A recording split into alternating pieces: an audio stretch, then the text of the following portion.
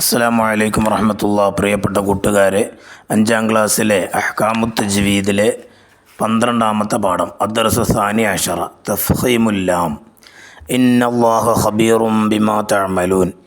മുഹമ്മദുർ റസൂലുള്ളാഹി വല്ലദീന മഅഹു യുഖാദിഊനല്ലാഹ വല്ലദീന ആമനൂ വമാ യഖ്ദഊന ഇല്ലാ അൻഫുസഹും വമാ യശ്ഉറൂൻ വയുഹിഖുല്ലാഹുൽ ഹഖ്ഖ ബികലിമാതിഹി വലൗ കരിഹൽ മുജ്രിമൂൻ.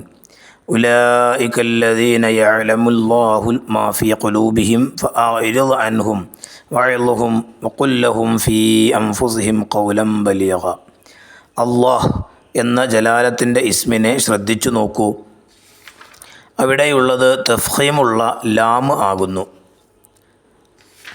അതിനാൽ ലാമിൻ്റെ മഖ്റജിൽ നിന്നു തന്നെ തഫ്ഖീം ആയാണ് അള്ളാഹ് ഉച്ചരിക്കേണ്ടത്.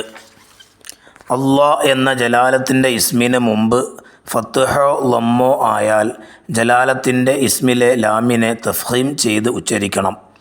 ജലാലത്തിൻ്റെ ഇസ്മിന് മുമ്പ് കസ്റാണെങ്കിൽ തർഖീഖ് ആയാണ് ഉച്ചരിക്കേണ്ടത്. അള്ളാഹ് എന്നുള്ളതിന് മുന്നിൽ ഫത്ഹോ ലമ്മോ വന്നാൽ പറയുക നൂറല്ലാഹി റസൂലുള്ളാഹി ഇലല്ലാഹി എന്നാൽ.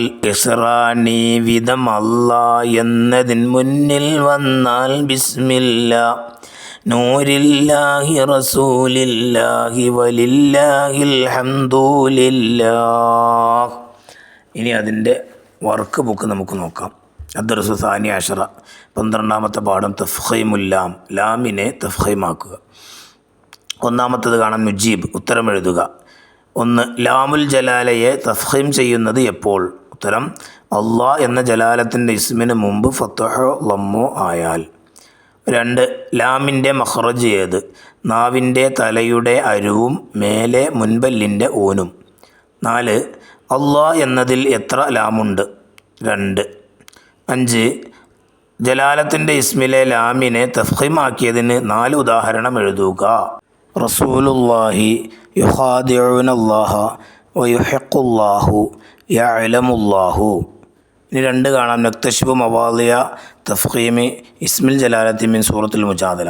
സൂറത്തുൽ മുജാദല നോക്കി അതിൽ നിന്ന് ജലാലത്തിൻ്റെ ഇസ്മിനെ തഫ്ഖീമാക്കിയ സ്ഥലങ്ങൾ കണ്ടുപിടിച്ച് അവിടെ എഴുതി കൊടുക്കുക. അത് ഉസ്താദിന് കാണിച്ചു കൊടുക്കുക. അസ്സലാമു അലൈക്കും വറഹ്മത്തുള്ളാഹി വബറകാതുഹു.